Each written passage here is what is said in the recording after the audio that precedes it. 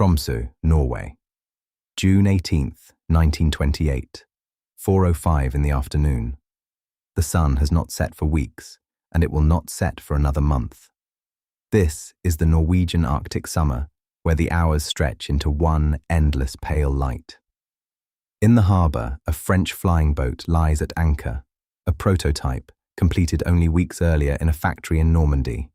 2 propellers, 6 seats, a metal hull, and wings made of wood and fabric. A machine that has not yet completed its full flight trials. 6 men climb aboard. The pilot is French, Lieutenant René Guilbeault, a naval ace who has flown over Africa. The co-pilot is Norwegian, Leif Dietrichson. 3 are French mechanics, and 1 is a radio operator. The 6th man is different. 55 years old, with a white beard, wrapped in a heavy sealskin coat. He is not a pilot. He does not know how to fly. But he cannot stay on shore because somewhere to the north, between the ice and the sky, a man is dying. What this man tells no one, what he does not admit even to himself, is that the dying man is his enemy. Not an enemy in a military sense, but close enough to what society would recognize as one, when ambition, wounded pride, and public conflict have grown stronger than respect. His name is Roald Amundsen, the first man to reach the South Pole, the first to fly over the North Pole, the first to pass through the Northwest Passage, a man who built his entire life around one single philosophy, written in short, sharp sentences in his own book. Victory awaits him who has everything in order. Luck, people call it. Defeat is certain for him who has neglected to take the necessary precautions. This is called bad luck. Today, he is boarding a prototype aircraft that has not been fully tested with a pilot he barely knows, to fly over the Arctic Sea without reliable navigation on a mission to save a man he may never have forgiven.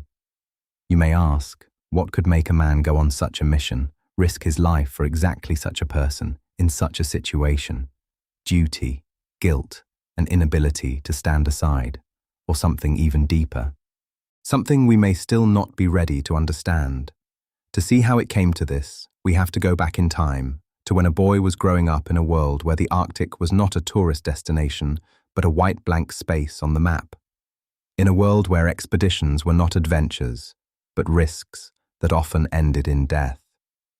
Roald Amundsen was born in 1872 in the village of Borge, east of Oslo, into a family of Norwegian shipowners. He was the 4th son. His father died when Roald was 14. His mother, Hannah, had one clear dream for him, to become a doctor. The boy promised her. He enrolled in the medical faculty at the University of Christiania, as Oslo was then called. But in secret, he read something else. The journals of the British polar explorer Sir John Franklin. Stories of ice, hunger, endless night, and ships crushed by the ocean. During those Norwegian winters, Amundsen slept with the windows open in his room. Not because he loved the cold, but because he wanted to train his body to function in temperatures where other men gave up. When he was 21, his mother died of a lung disease. On the day of her funeral, he burned his medical textbooks. The promise no longer existed. In 1897, at the age of 25, he signed on as first mate on the Belgian ship Belgica, bound for Antarctica. The expedition turned into a disaster. The ship was trapped in the ice of the Bellingshausen Sea for 13 months. The crew began to lose their minds because of the polar night and scurvy. The American doctor on board, Frederick Cook, improvised a basic treatment, feeding them raw seal meat. Amundsen watched everything, and he kept a diary. It was there that he discovered the 2 principles that would shape his life. First, in the polar regions, the unprepared die quickly. Second, native peoples know things that European science still has not learned. At 31, he was already commanding his own ship, a small wooden sloop called Gjøa, only 46 tons, sailed from Oslo with a crew of 6 men to face one of the most dangerous challenges in the Arctic, the Northwest Passage, the sea route through the Canadian Arctic. Gjøa spent 2 winters locked in the ice near King William Island. Amundsen used that time in a way other explorers never would have chosen. He did not simply wait for the ice to melt. He learned. He lived among the Netzilik, the Inuit of that region. He studied how they sewed their skins, how they distributed weight on a sled, how they fed their dogs, what kind of snow melted at what temperature, how many grams of fat a person needed to survive in -50 degrees. In 1906, Gure entered the Pacific Ocean near Alaska. The Northwest Passage had been crossed for the first time in history. Amundsen was 33, but he was no longer an ordinary explorer. He had become scientifically prepared, disciplined, and mentally trained, a man who openly despised the idea of heroic suffering. He was an anti-romantic, ruthlessly practical. Adventure, in his own words, was simply bad planning. His next goal was the North Pole.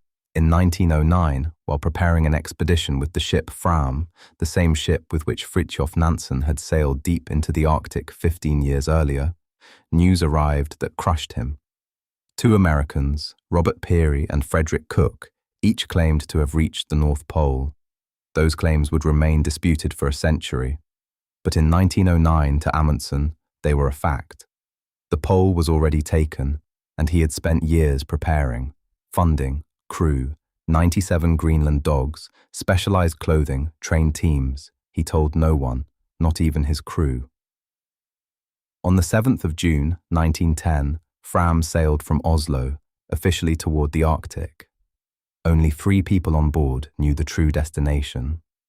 On the Portuguese island of Madeira, during the last refueling stop before crossing the Atlantic, Amundsen sent a telegram to his British rival, Robert Falcon Scott, who was on his way to New Zealand with his Antarctic expedition. The message was brutally brief. "Beg to inform you Fram proceeding Antarctic, Amundsen." Scott received it in Melbourne.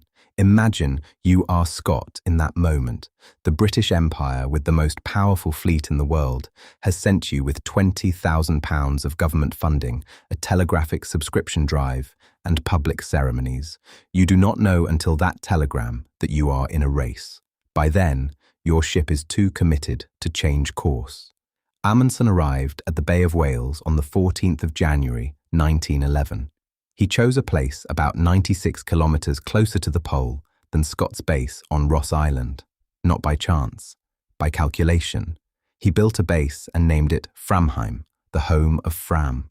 His 5 men would spend the winter preparing. They would lay supply depots. They would wear fur clothing made in the Inuit style, not British wool coats. They would travel by dog sled, not by motor sledges or ponies, as Scott had chosen. On the 20th of October, Amundsen and 4 of his men set out for the pole with 4 sledges and 52 dogs. On the 14th of December, at about 3 in the afternoon, they stood at the South Pole. Amundsen did not collapse from exhaustion. He did not beat his chest. He did what he had planned to do. He pitched a tent on the spot and left inside it a letter addressed to King Haakon VII of Norway, with instructions for Scott to deliver it if Amundsen did not return alive. It was a striking gesture of confidence. He knew Scott was weeks behind him. The return journey took exactly as long as he had calculated. On the 25th of January, 1912, the 5 men returned to Framheim with 11 dogs. Of the 52 they had started with, 41 had been eaten, by the surviving dogs and by the men themselves. Everything had been planned before departure, food for the journey back. Scott and his 4 companions reached the pole 5 weeks later. They found a Norwegian flag planted in the snow. On the way back, they all died. Amundsen's expedition did not lose a single man. Outside Britain, Amundsen's success was widely recognized. In Britain, however, Scott's death quickly produced a powerful heroic mythology, and Amundsen's secrecy about his changed destination was criticized by some as underhand. The British press called him a cheat. They wrote that he had used unfair methods. To them, he was too methodical, too successful, too foreign. The next 15 years passed in new ambitions and growing disappointment. In 1918, he set out with a new ship, moored, through the Northeast Passage, and it took him 2 years. In 1925, he flew with 2 Dornier Wal flying boats to within 150 miles of the North Pole, crashed onto the ice, was stranded there for almost 30 days, survived, and returned alive. By that time, he was already bankrupt, financially ruined by expeditions that the world no longer considered heroic. At 53, he understood that airplanes were too fragile to reach the North Pole by air, and that he would need an airship. And that was when Umberto Nobile entered his life, an Italian aviation engineer, designer of semi-rigid airships, and a protégé of Benito Mussolini. The Italian state airship factory provided Amundsen with the airship N1, renamed Norge, Norway. The agreement was clear. Amundsen was the leader of the expedition. Nobile was the pilot. 5 members of the crew would be Italian. On the 12th of May, 1926, in the early hours of the morning, the airship Norge passed over the North Pole. The crew dropped 3 flags. The Norwegian flag belonged to Amundsen, the American one belonged to his friend and financial partner, Lincoln Ellsworth, and the Italian one belonged to Nobile. The Italian flag was much larger than the others. After landing at Teller, Alaska, the 2 men began a public war. Amundsen insisted that Nobile was only the pilot. Nobile, supported by Mussolini's fascist government, claimed that the expedition was a triumph of Italian engineering. The 2 men toured the United States separately, gave separate lectures, and sold 2 opposite versions of the same event. In print, Amundsen described Nobile in deeply unflattering terms. Nobile answered in kind, and then Nobile decided to end the argument once and for all. He designed a new airship, N4 Italia, 104 meters long, with a volume of 18,500 cubic meters, and 3 Maybach engines of 245 horsepower each. This expedition would be Italian-led, but it also included scientists from Sweden and Czechoslovakia. No Norwegians, no Amundsen. On the 24th of May, 1928, at 20 past midnight, Italia reached the North Pole for the 2nd time in the airship's career. Nobile dropped an enormous Italian flag and a massive wooden crucifix given to him by Pope Pius XI. And the next day, the storm came. On the 25th of May, at 7 in the morning, Italia was flying over the ice about 180 kilometers north of Svalbard. Ice had made the airship unbearably heavy. The altitude control mechanism had frozen. The airship struck the ice. Of the 16 men on board, 10 were thrown onto the surface. One of them, the mechanic Pamela, died on impact. The other 6 remained inside the rising envelope of the airship and were never seen again. Among the survivors on the ice was Umberto Nobile. Injured and shocked, they gathered whatever they could from the scattered equipment and supplies. They had a tent, which they painted red, a radio, a small amount of food, and 180 kilometers of ice between them and land. The news spread around the world. What followed became the largest international Arctic rescue operation in history up to that point. 21 aircraft, 16 ships, 6 countries, and 1,500 rescuers. In Oslo, on that same day, Roald Amundsen was at a formal lunch. The editor-in-chief of the newspaper Aftenposten interrupted him twice. The first message came from a journalist. The Italian support ship Città di Milano was preparing to sail north. The second came from the Norwegian Minister of Defense, asking whether Amundsen would lead a Norwegian rescue mission. Amundsen answered across the table, first in English, then in Norwegian. Right away. I am ready immediately. But Mussolini refused Norwegian help. The Italian government did not want a Norwegian, and especially not Amundsen, to save its national hero. Amundsen waited. Weeks passed. The rescue operation was chaotic. A Swedish pilot crashed. Soviet aircraft returned empty-handed. Nobile and the men in the red tent were weakening from cold, hunger, and exhaustion. In the middle of June, Amundsen received an offer from his American friend Lincoln Ellsworth, money for a private Norwegian expedition. He did not wait any longer. The French government offered the Latham 47, a new prototype flying boat, fresh from the factory in Normandy, still not through its full flight trials. The pilot would be Lieutenant René Guilbaud. Amundsen accepted without hesitation. This is remarkable because in Norway, many people looked at Nobile with suspicion and irritation. But Amundsen did not stay on shore saying that Nobile was to blame for his own fate. He did not say that foreign pride should deal with its own consequences. He did not say that someone else should handle it. He made a decision that required enormous moral strength and self-sacrifice. And he made it at a moment when the world was ready to turn the disaster into a lesson about another man's vanity. Latham 47 took off from Tromsø with 6 men on board. Course, Kings Bay, Svalbard, distance, about 1,000 kilometers over the Barents Sea. At 7 in the evening, the radio operator sent the last message. Do not leave listening. And after that, silence. The search continued through the whole summer. To many people, it seemed almost like a repeat of the miracles from his earlier expeditions. Maybe he would come back again. Maybe he would emerge from nowhere again. Maybe he would outwit the ice, the weather, the machine, and chance itself again. But this time, there was no return. No man stepped out of the fog with a dry smile, as if everything had been simple and ordinary work.